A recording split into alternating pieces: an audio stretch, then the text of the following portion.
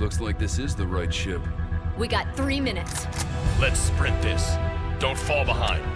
Copy that.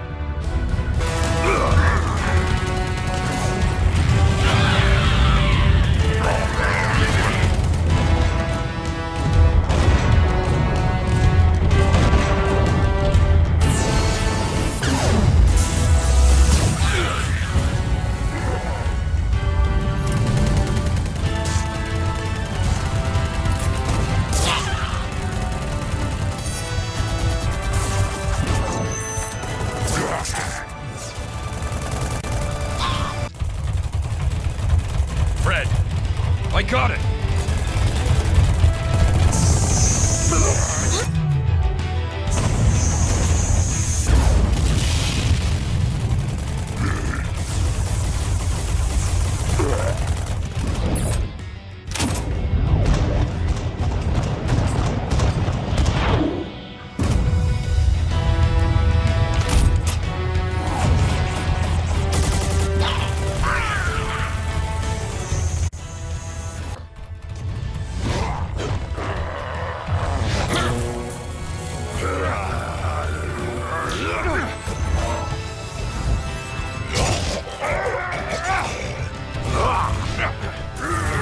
go! I got this! All right. The great journey ends here. Fred! Focus on the mission. We get the target. Chief! Go get her. Kelly!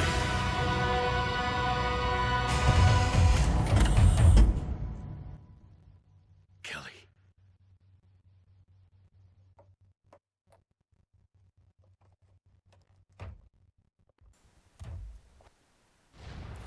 Here we start out on Haven, with Joe taking a very good position up on top mid. The reason this is a good position is because he's able to get a full view right off the start from red corner to see that are there any teammates or enemies coming on top mid? Are there enemies jumping the bridge? Are there any enemies jetpacking, etc.? By being able to realize very quickly that the enemies are still at their spawn, he gets a nice place nade right in their face and is able to get an instant kill. Now from here, as you jump up to blue corner and place that nade down blue hall, sometimes that's good and sometimes that's bad. You have to get the right angle to get a running opponent. You have to be able to hit them, otherwise it is a simply wasted nade that serves no purpose. You're not scaring anyone, you're not harming anyone, so you have to really know whether or not you're going to be able to hit that target. At this point, he knows that all of his teammates are over at Mohawk or Blue Hall, so he's able to go down and get the sniper.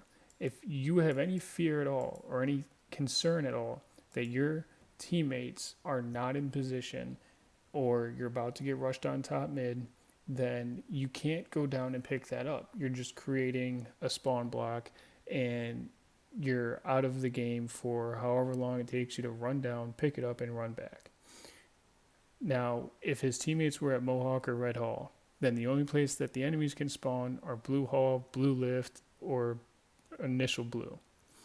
Now, knowing that, if they had spawned at Lift and he ran down to snipe, he could hear the lift and come up. Or go down below if he had to. If they spawn at the blue spawn, it should allow him enough time to pick up the snipe and run up the ramp. That's provided that someone doesn't shortcut over the big ramp. Now here, he was able to pick up a sniper kill of someone at Mohawk, and he was able to see that there's a guy coming up the top mid, and on his radar as well, he can see that he has a teammate right next to him. I personally would not have positioned myself back to blue corner, but rather red corner, because if you position yourself on red, you can have a wider angle of view of the enemy spawn, as well as you have more outs to be able to escape if you get rushed or jetpacked or something like that. In this position, if you try and run, you're exposed. If you try and drop, you're dropping to the enemy side. It's a very well-timed thrust, and he's able to get away successfully from multiple enemies coming after him. Now here, It's a very, very nice clean no scope that he's able to pull off, and he does the very smart thing of reverting back to his side of the map. Now, with that first sniper shot there, you have to remember, a sniper shot is a precision weapon. If you choose to fire it like it's a BR or a carbine or something that doesn't have an instant fire effect, then you are not only notifying the enemy that you're there, but also you're losing valuable ammo in a power weapon. Now, missing that first shot is probably something that Joe as a player would not miss 8 or 9 out of 10 times. But scoping in, not taking the extra 0.2 of a second to steady and fire caused that shot to miss. So the second shot resulted in the enemy being a one shot instead of dead. So here, he's able to get out, he's able to get that finish, but he gets naded in the process.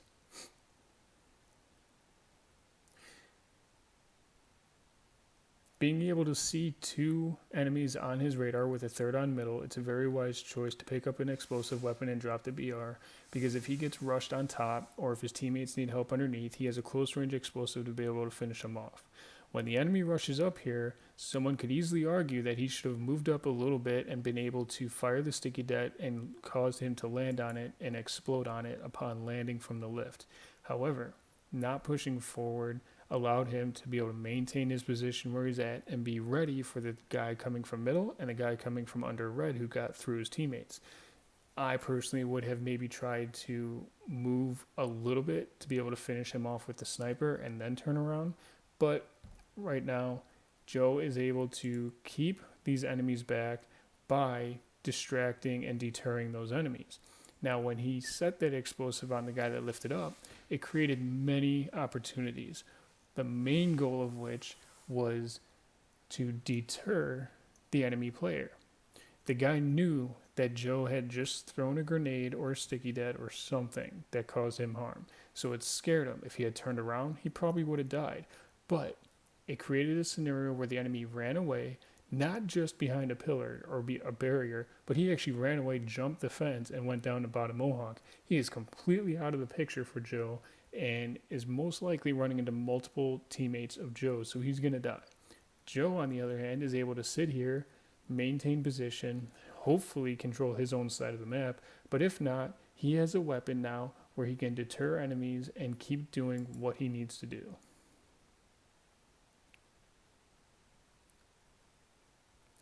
It's a very nice lined up no scope. It's a very nice job steadying the aim. Now here we see that same guy, it's probably the same guy over here at Mohawk, and Joe pulls off another extremely nice no scope. Now being able to take this route allows for Joe, again, that's a nice time thrust. What is happening here is that Joe is able to funnel the enemies like as if they're elementary school students lining up for recess. He distracted the first guy, made him run. His teammates forced the other enemies to spawn next to Joe. 2 guys came up at Joe. He got one. A third spawned. Those 2 chased Joe. The third guy at the Mohawk tried to chase Joe. He got dropped. See where I'm going with this? All these guys kept running in a straight line across the map to try to kill one guy. Now, granted, Joe's team are not the best teammates, so he's not getting any assistance while he's doing this. But it's important to note your own level of skill, your own position and ability in a stressful situation. He was able to take them from top red to bottom red to Mohawk to bottom blue to soon to be top blue, all on his own. He didn't have teammates helping him do this. While he did it, he put himself in position to turn around and take off a couple faces while he was at it. So he stayed alive. He caused a distraction, stayed alive, dropped a face, stayed alive, took a face, caused a distraction, and he kept going and kept going. And here we are, top blue, all the way from the other side of the map, while 3 guys are consistently chasing him, because as his enemies chase after him, they're creating positive spawn zones. So they're spawning next to them, So they spawn, they chase, they either get dropped, distracted, or keep chasing him down. Now, a good team at this point in time would have already been there helping Joe, but that's where we're at right now. Now here, I don't think using the neither was a very good idea up top. I would have used the BR because it was too far away. The guy was already in motion. Here, it got him the kill. That was good. I'm sorry, he had the sniper, but I still would have used the sniper and scoped in on that guy running across. But he did a very good job of moving away. Now here, what I don't like is that, as you can see, there are 2 frag grenades sitting there on Mohawk. You can see them right on screen if you look. And by not picking those up, he's losing a pocketable asset. What I mean by that is to have grenades in your back pocket always messes with someone, because off of someone's spawn, they have 2 nades. Once they use them, you don't know what they have. The fact that Joe has been alive this long, you don't know if he has only a sniper, if he has any sticky dead ammo left, if he has grenades. By picking those up, he has only assets for himself to use as a deterrent, as a shield dropper, as a finisher, anything he wants, as long as they're used correctly.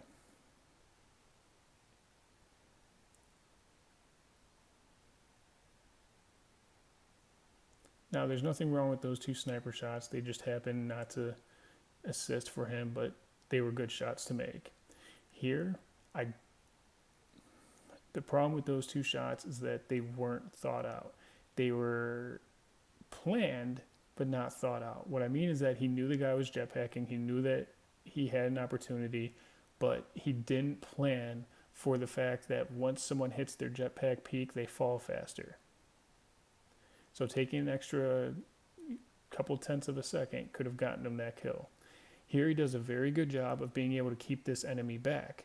Because this guy knows that Joe and Joe's teammate are there, even though his teammate, I believe, runs away, Joe does a very good job of keeping him at bay so that he's no longer a factor for his teammates. So it is a 2-on-1, but he's not important to this game because he was taken out of play simply by distraction. I don't like using the needler there because a BR could have at least put in 1 or 2 shots. A needler, it's variable. You don't guarantee a kill. You don't guarantee hits.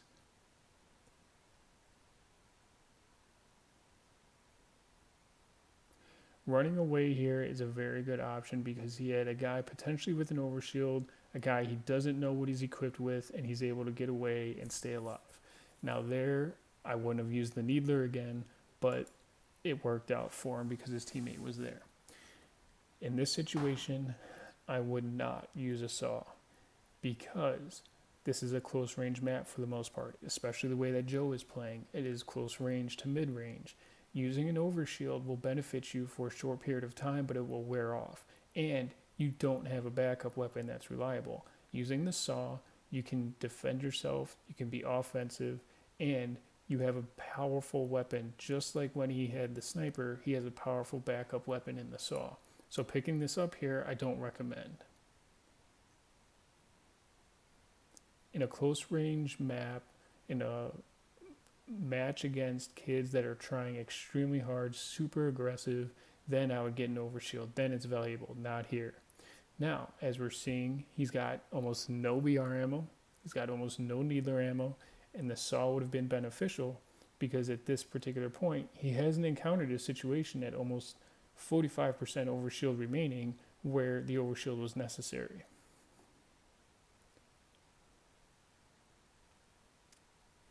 So running around with a storm rifle, it's great to have a backup. You have to have a backup. However, you could have a saw, and a storm rifle is not really going to be an asset as much as it is going to be a tool.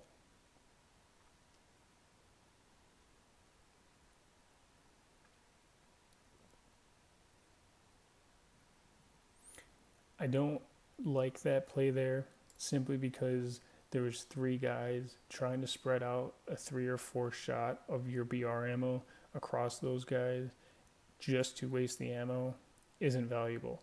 If you want to switch to the storm rifle and try and pulse it just to piss them off, that's one thing, but to waste the valuable ammo in the BR is not the best move.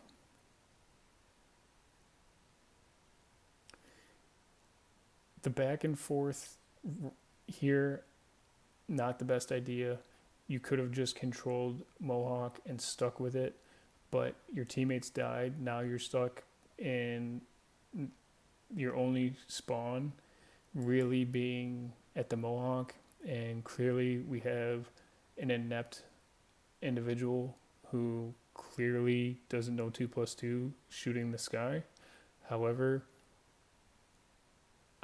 as I mentioned, if you had controlled Mohawk, you could have pulled team spawns to red, picked up more Needler ammo, or dropped below to see if there was BR ammo at one of the boxes down at bottom red. Using the Needler as a deterrent is a good move here. But again, 2 frag grenades are there, didn't pick them up. Wasting ammo on that kid, not the best idea because it's not going to reach him. He's got a wallet he can hide behind. So here we have a situation where you get the kill with the storm rifle, but you made yourself vulnerable. You could have just distracted that kid and tried to stay alive and try to pick up a weapon somewhere else. So here it's beneficial because you have BR ammo, but you still could have also been able to try to find a better solution to finding ammo instead of dying. So it worked out great off your spawn there. You and your teammate were able to get that kill, and you're able to get the saw here. It's very good bait and switch.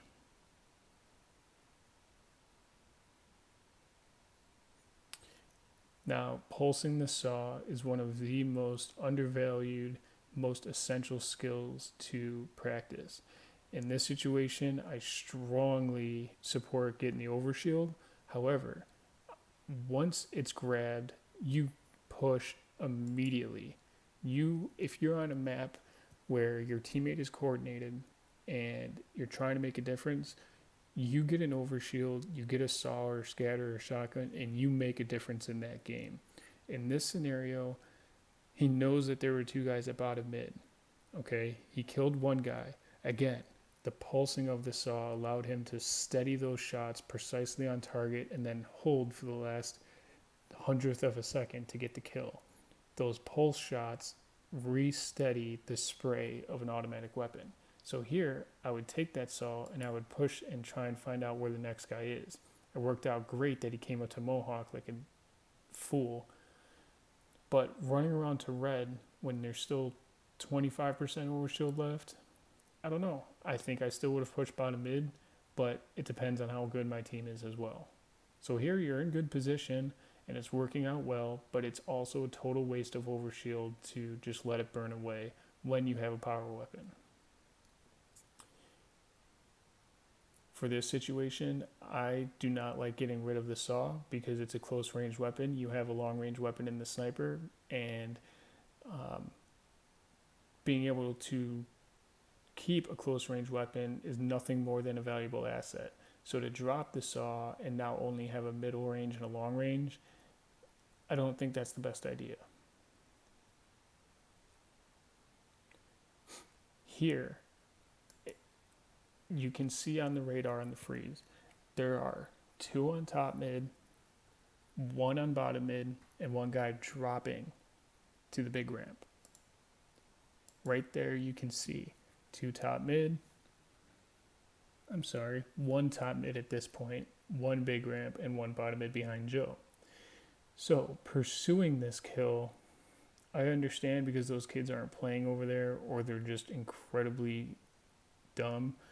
But you should either have not chased this kill or made that no scope and ran with your thruster as fast as you could across to not be killed by these 2 guys that are dropping on you. Seeing that many people on your radar, your immediate thought is that you have to get the hell out of there. Okay? Getting this kill here is great. Essentially, you're getting a trade. But in a game that, if you were a little bit more tense, if it were a little bit more challenging with half-witted players, you would die here every single time, no matter what. And the trade, you would have to look at it carefully to judge whether or not it was worth it at that time. Being able to thrust out of this one absolutely will never happen. You have 2 BRs at your back and you're in open field. Now this spawn gives you the opportunity to look at all 3 of the remaining guys, but it also forces you to have to back up here. This guy, the problem with this BR battle is that it goes on for so long that it allows his teammates to spawn, and or in this situation allows that sword guy that you were previously shooting in the bridge gap to come up and get the kill. All he has to do is stall you long enough. Instead of moving the reticle left and right, up and down, if you had done what you had done previously with the simplex game and circle that reticle, you could have looped back around, and if not gotten all 3 shots on him, you could have gotten at least half a burst on him and probably finished him off sooner and maybe jumped down the bridge, thrust it away, something like that. But instead the sword comes up and no more. So you have to fight off your spawn, which is fine, but that particular scenario is simply a matter of toggle technique.